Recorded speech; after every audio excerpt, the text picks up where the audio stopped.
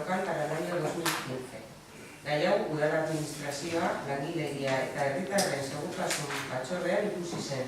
Este tema se trató en la Comisión de Administración Municipal, Personal y Seguridad Ciudadana.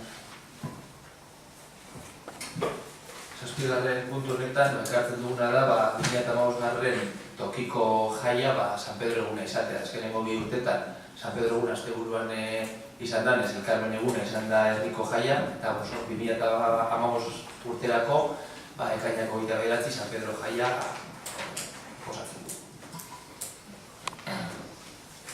Eztabaidatzen txanda, bertan, zerbait esateko, ez?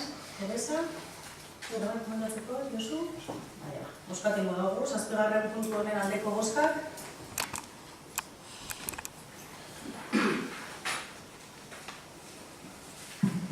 Por lo tanto, este asunto queda aprobado.